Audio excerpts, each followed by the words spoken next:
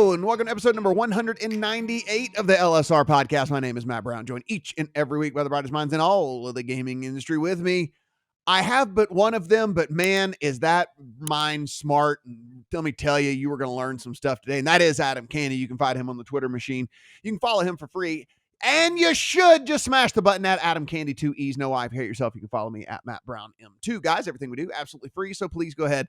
Subscribe, rate, review, do all those little things that are pretty awesome to help us and help us climb those charts out there and just get more people tuned into this very here podcast. We'll talk about a new state that looks like we are good to go with. We will see what, has some of the fallout here of the things that are going on over in the NFL. But Adam, let's kick things off here with a story over at LSR about this LIV PGA Tour thing. And I think what people maybe not realize who aren't just super in the bubble, maybe even if you just follow the business aspect of things and don't even follow kind of the true actual day-to-day betting aspect of things, you might not have realized that not everybody was offering LIV betting. It's some places it's just a personal decision, some places it's a regulatory decision. So there are some implications to come down from what may or may not come down from this merger. Yeah, I thought it might be good for us to bring it inside the sports betting bubble that we deal with every day to understand a little bit more about the implications of the LIV PGA Tour merger on golf betting. Obviously, we have the opportunity on this podcast to have you, a pretty sharp golf bettor, talk about the ins and outs of week to week, what it means to have these markets available with the PGA Tour and with LIV. But our Sam McQuillan did a really good piece talking to different regulators and also talking to different traders at different sportsbooks about what's available. And it really is a patchwork across the country when it comes to the PGA Tour, which, of course, widely available markets in terms of outright winners and maybe first-round leaders and things like that. But as you've discussed many times, deeper markets not available in all states, certainly not available in Nevada. But when it comes to LIV Golf in particular, a product that, let's be honest, I think a lot of people don't even truly understand the team aspect and how it's all put together because no one's been paying attention up until now. Like, it's on the CW, in case you were wondering, and LIV Golf has pulled a lot of big names, but it hasn't attracted a lot of betting interest. In fact, in a couple of states, requests were denied for LIV Golf to be offered by state regulators. For some sports books, it just hasn't really been worth putting the effort into creating a lot of deep markets around LIV because there hasn't been the interest up until now. So what happens with the merger? We don't know necessarily what's going to go on with the LIV product. Is there going to be team golf in some way? We don't know going forward. There's a lot we don't know right now, other than the fact that it appears that the Saudi Public Investment Fund is going to be, let's say kindly, the majority investor, if not the controlling interest in the PGA Tour. And some of the regulators came out and said, if a new entity is ultimately created, if it's the PGA Tour and LIV together, and it's an entirely new governing body, there may have to be a reevaluation of the licensure for those being offered. So it's a really complicated web with a lot of potential entanglement here, Matt. I'm curious from your perspective when you heard about this. You are someone who I know generally sticks to, PGA Tour betting, and I know occasionally, Corn Ferry and things like that. But what did you think from a betting perspective when you saw this all go down? Yeah, I mean, just from a broad scope, right, is LIV, even if it would have been offered, was basically unbettable for the way that I bet golf anyway, right? I'm a very data-driven golf bettor, and the stats that I use and the stuff that is very important to me is not readily available. So I probably wouldn't have been a big LIV bettor anyway, even if it was like something that I could kind of get into. But what it does now, you would only assume with them being under the same umbrella that now the stuff that you can get from the PGA Tour will be afforded to LIV in some way, shape, or form. Now, what LIV actually looks like, as you kind of mentioned, was, we don't really know exactly what the shape of it is going to be, but you would like to think that at least the strokes gain data, some of the advanced stuff, the shot tracker stuff, all the different things like that we are able to get on the PGA Tour is going to be available to LIV guys. So I think from that aspect, it will at least make the product a little bit more attractive to people who are a little bit more savvy when it comes to golf betting. But really it does come down to what is it actually going to be structured and how's it going to be structured and how much of this stuff bleeds over to the PGA Tour as well. I mean, we heard Jay Monahan even say, Adam, that does that mean that there's some sort of team aspect on the PGA side of things? We don't really know yet and blah, blah, blah. It's like, it seems like there's still a lot more questions than answers when it comes down to all this. So I understand why regulators are still kind of scratching their head. Hell, I'm still scratching my head as to how this is going to look and how this is going to play out. But I think at the very least, the product itself becomes a little bit more bettable if what I assume to be the case, which is they are going to be afforded kind of the same stuff that the PGA has.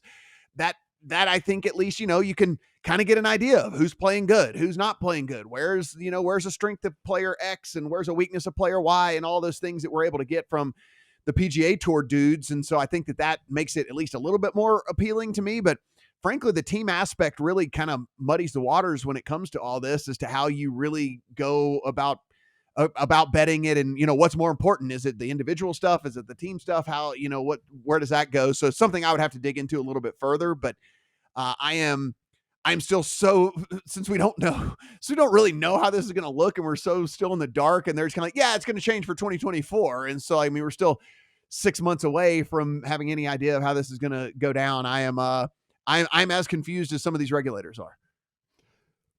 And regulators might be getting more and more involved in this territory. In fact, we already know that Senator Richard Blumenthal is going to look into the merger itself because the Saudi sport washing, as some have called it, is as pervasive in this as it has been in anything. We know that the Saudi government, through this investment arm, has made a significant purchase in the NBA.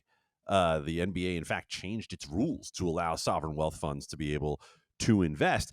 But when it comes down to the regulatory level, in particular, when it comes to the Saudi government and the PGA Tour, this is going to become very interesting because when you open the door to regulators being able to ask questions like this, then you potentially get into territory where they might get uncomfortable with offering betting that is related not only to LIV, but is related to the PGA Tour. I just think there's a political benefit here that has nothing to do with anything tangible in terms of would there be an integrity concern with betting on either LIV or the PGA Tour with Saudi ownership, right? There's no increased integrity concern in terms of the tournaments themselves. But there is an opportunity to score political points for some if they were to choose to do that by casting scrutiny onto any sort of licensure or approval that the PGA Tour and or LIV would have when it comes to allowing betting on these tournaments. Yeah, it's going to be really the other wrinkle here becomes, and I think that a lot of the reason why I think some of these books didn't really care whether they were allowed to offer LIV or not is we were trying to figure out what does the team aspect really play as far as motivational factor from an individual standpoint, because golf, as we have typically grown to know and love it, has been an individual sport and people are priced accordingly. Right.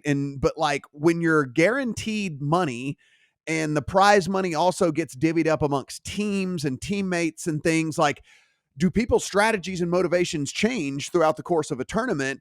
And that's something that books didn't have any idea. We didn't have any idea. And I don't know if we still have any idea how that would shape out if that became, way more prevalent, even on the PGA Tour side of things. Like, if the money is good enough, does strategy change as far as how these guys go out and try to play some of these courses? Because you're really just playing for your team is more than you're playing for yourself, where we have typically just handicap this as an individual sport. We have priced this as an individual sport. The only motivation was for a guy to be in first place so that he got all the money. And so there is just a pretty fascinating deal with all of this outside of just the monumental difference in the sport itself. But from a gambling aspect, I do think there's going to be a learning curve for not only us, but for the books and the bookmakers and odds makers themselves. Well, motivation becomes a major question even before the merger when it comes to LIV, because these guys got their money already. Like there's no competing for the money when you got paid $100-200 million to go over to this tour in the first place. I mean, yeah, sure. There's going to be a competition, but it is not competition in the same way that we're used to seeing when it comes to the tour. In fact, Matt, it kind of feels to me like when you talk about team golf, when it's not the Ryder Cup or college golf, then you're almost talking about like the old Survivor Series in Right. WWF back in the day, right? Like, let's just put together 5 mercenaries and see what they do against these other 5 mercenaries. Yeah, it's going to be super interesting, and I'm here for it to play out, trying to figure out how it's all going to go down because I am, as a bettor and as someone that is super interested in just the future of the sport in general, right? I mean, we're talking about this is something I not only enjoy betting, but even if the betting aspect went away from for me, I love watching golf. I think that we're in the best era of golf we've ever been in. We have legitimately the deepest pool of golfers that can, every time that they tee it up, can go and win a tournament that there is. I think there's a lot at stake here for golf just in general, because I mean, my opinion on this, Adam, because not only have we done programming before, but just we're friends and we talk offline. And I think golf maybe has the biggest area for growth in the entire sports betting industry. The way that it's set up, the way that there's the time between shots and holes and things like, once we really get good at this live betting thing, and once we really get widespread, super fast, mobile connections, which I guess people don't even really realize, like, we're so bad when it comes to internet speed. We're so bad when it comes to mobile speed comparatively to some of the other countries in the rest of the world. But like when we catch up there, golf could offer some crazy, ridiculously cool markets and could really, if you want to talk about engagement, how about like being able to just pick 3 groups that you want to follow, and then the app just caters those bets to you because those are the 3 groups you happen to be watching on television. I mean, like, there's just all kinds of things that I think that golf has going in its favor that just these other sports don't have inherently. The games just move faster. That's faster paced in basketball and baseball and in football, et cetera, et cetera. But we're golf, I mean, listen, you hit the ball, you got to walk to it. You got to go get it. And like you wait on other guys, you wait on holes, you wait on greens. I mean, there's just the way that it goes. I think in-game betting could really, really drive engagement and could be really cool for this sport. So a lot of these decisions and the way this is going to go down could be monumental for me, for what I think could be a massive growth market for this industry. It absolutely could. And I can even walk that back one step and not talk about in play. And I know I'm risking setting off a powder keg here when I say this, but even getting widespread offering of the more interesting markets in golf, right?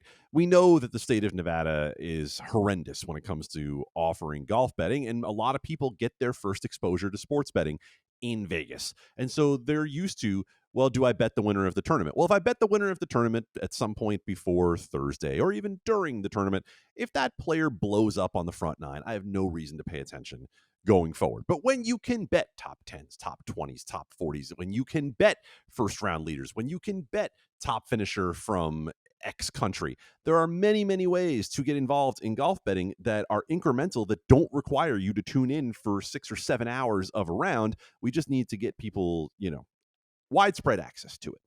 Yes, no, absolutely. So we will certainly be following this as this progresses, as not only from a business aspect, but from a sports betting. I mean, literally every single thing that could possibly go down, we will be looking at this for sure. Now, one of the other sports that we have talked about a lot here over the last several weeks has been the NFL, because there's been some decisions come down and some suspensions come down, that some that we agree with, some that we don't. And you were able to have the team over there talk with Matthew Holt, one of the guys that has founded a company in which the integrity of the game, we talk about this all the time. We are very, very, very, very, very into the fact that, listen, is the NFL rigged and NBA and all these people want to say, like, no, absolutely not. That is not what we're talking about. We're talking about the integrity of the game, but we are talking about some of these other little smaller things. And especially if we're trying to catch some of these guys that may or may not be breaking the golden rule, which is betting on their own sport. And so you guys were able to catch up with Matthew Holt just about all the stuff that's been going on with the NFL recently.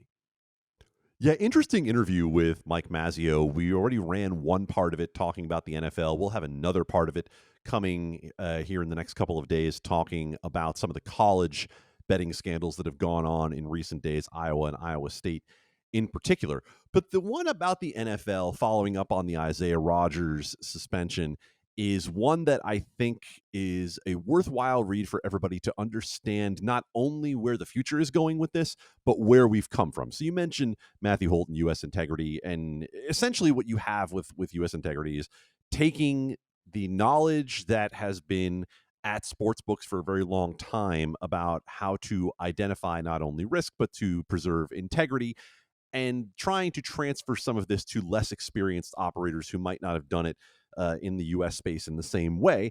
And so U.S. Integrity partners with not only Sportsbooks, but regulators to try to identify potential problems. And they were at the heart of what went on with the Alabama situation that goes back to betting in Iowa. And the takeaway that we got was that this is not the end of NFL betting probes, that there are more to come, that frankly, there are already others that are in process right now that are being investigated. And the conclusion that Matt Holt came to is that it is because regulators are no longer in the business of having to process applications and do all of the due diligence of licensure, and they have more time to spend on these investigations. Now, I think there's probably more nuance to that in the end, because I think there really is more awareness, there is more access, there are more states that have legal betting apps available, there are more players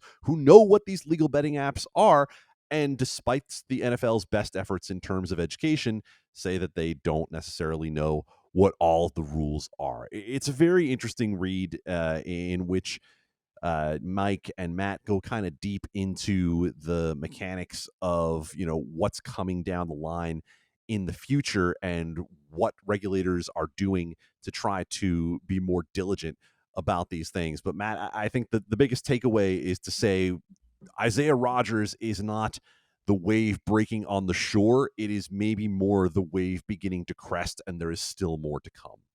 Yeah, I mean, listen, if we didn't think that there was already emphasis on what you can and can't do out there, I mean, listen, it is going to be magnified 10x now, and it should be. And, listen, I've been in locker rooms, you've been in locker rooms. We mentioned this whenever this first came up with the Jameson Williams stuff. Like, this is nothing new, right? I mean, you walk in, there is stuff all plastered all over about the do's and don'ts, and gambling has been on there forever, right? I mean, like, you could literally go into any collegiate, any pro locker room, do not gamble, do not do this, do not do that, do not do this. Like, so it's that being said, there are always going to be people who just don't care about the rules and don't worry about the rules. Or, Adam, I also think there are people who are not even malicious or whatever, who just like basically are, for lack of a better term, they're just kind of clueless, right? I mean, like, it's just like you read something, it doesn't quite process, and then you just move on with your life like normal. And that's not saying that that's right, and I'm not making an excuse for those people, but I think some of these instances definitely aren't malicious and aren't kind of like sticking a middle finger up to the establishment. It's just more the kind of like, whatever, and you just move on with your life. And like, that's not the way to handle it, for sure. But now that's just not going to be, allowed. Like, this is the reason Matthew Holt and them, and the reason legalized gambling and everything exists, is because we can identify these situations and try to remedy them. And this is like why we continue to beat the drum for this and preach that no, legalized gambling has not increased these acts happening. These happen and have been happening for 50 plus years. It's just now we're catching the people. This is a good thing. Overall, we are actually catching the people that are doing the thing that they're not supposed to be doing. And so, look, I'm glad that Holt and team are all in on all of this. I know that they were, they were also part of the big spearheaded thing whenever they found out the stuff about the UFC, which we know led to instant changes within that organization. No longer are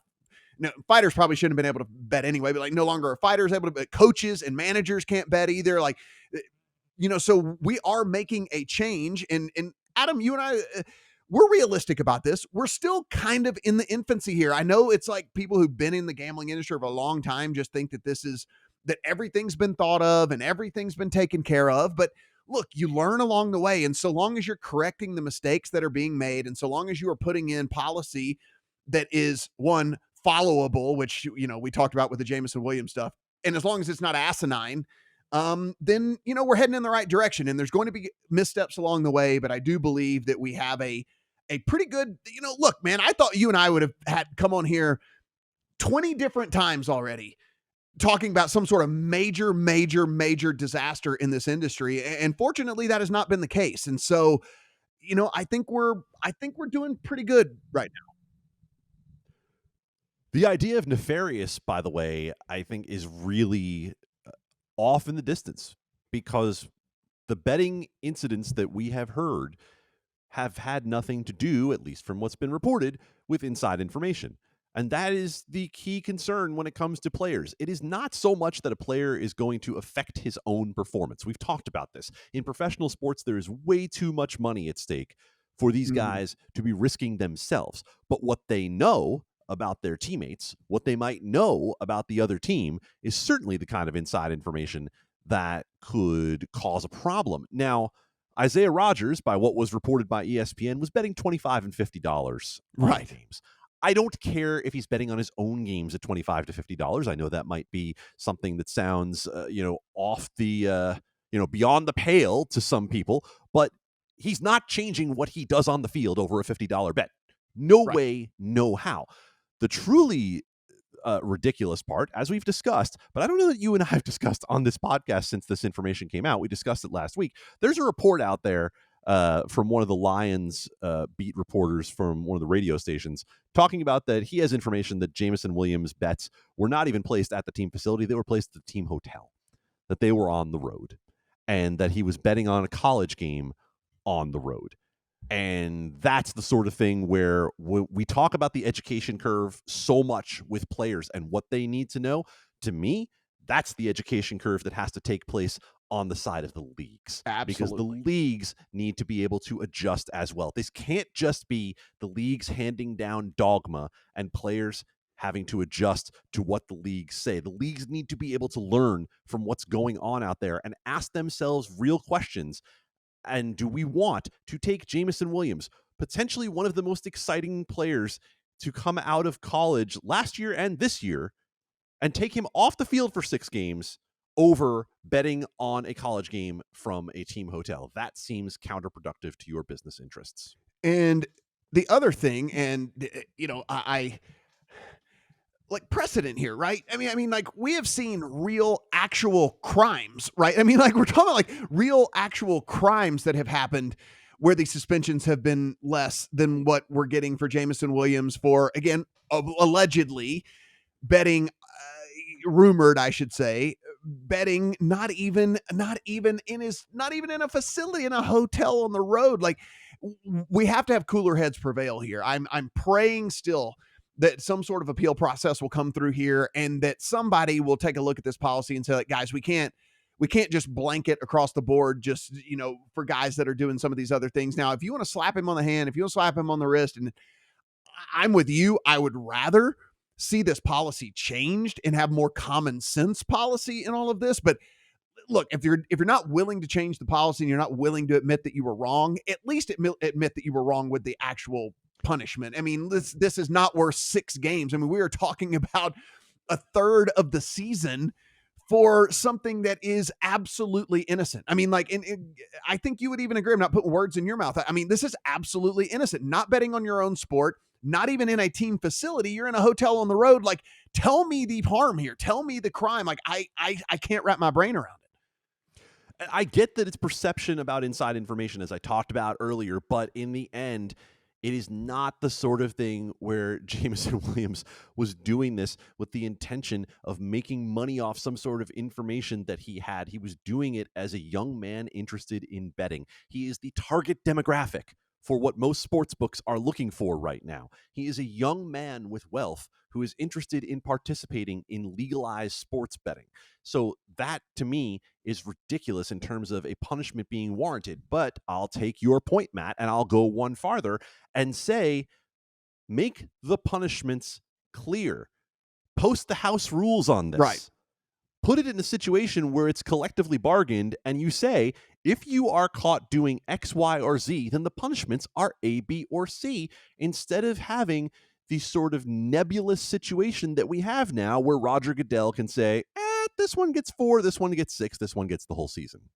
I agree with you 1,000,000% there. And again, I continue to hold out hope that cooler heads will prevail in this whole situation. To wrap things up here, Adam, great discussion today, by the way. I feel pretty good about these first two topics that we hit on, but we look like we might have a new state in the fold come New Year's. It's almost like you and I have done this before. It's crazy. Yes. So Roy Cooper, the governor of North Carolina, signed into law the North Carolina sports betting bill. If you've been listening to the last couple of weeks of the podcast, you have heard us discuss that this was getting closer and closer. The most important things for you to know, if you are catching up right now, January 8th of 2024 is the first time that a legal sports bet could be taken in North Carolina. You have to get the regulatory and licensing structure in place before then, but you can see exactly what they're aiming toward is to get the NFL playoffs and the Super Bowl captured with online sports betting in North Carolina. Tax rate of 18%. That was increased 4% during the process. And you'll also have a wealth of online sports betting brands that will be able to participate. You will have 8 professional franchises that can build in-person sports books if they so choose. It appears to me, looking at the structure of North Carolina, that this is a market that has tried to take some learnings from other states and put them into play to have a hybrid of online and in-person, to have a tax rate that is not at the very, very bottom like it is in, say, Nevada, where you're dealing with a tax rate below 7%, but it's not the onerous 51% that you have in New York, and that also puts some fantasy sports regulations in place for the prize picks and underdogs of the world. It's the sort of legislation where it appears everyone came out happy with this thing, even if it took a couple of years for it to ultimately pass. And, look, keep some money within the state. Like, not that Charlotte is necessarily close to a legalized sports betting state, but, listen, you are bordered by Tennessee. You are bordered by Virginia. There were definitely some people who were making trips to go and make some sports bets. And so now here you are in North Carolina, and you are able to keep some of that money in state as well. You absolutely are. You're talking about having 3 of the major professional sports in place, and obviously you have as rabid of a college sports betting market as you could find, especially on the basketball side. Guys, everything we do, absolutely free. So we do appreciate your support, which is also free, just by hitting the little pause button here and going down, giving us a 5-star review, leaving a nice little comment in there. That helps as well. Adam and company doing awesome work over there on legalsportsreport.com, and you can find all the words to the stories that we've talked about over there. You should take that in if you possibly can. You can follow Adam on the Twitter machine at Adam Candee, 2 E's, no Y. And as always, Apple, Spotify, Google, whatever it might be, go ahead and subscribe there as well. For Adam, I'm Matt. Talk to you guys next week.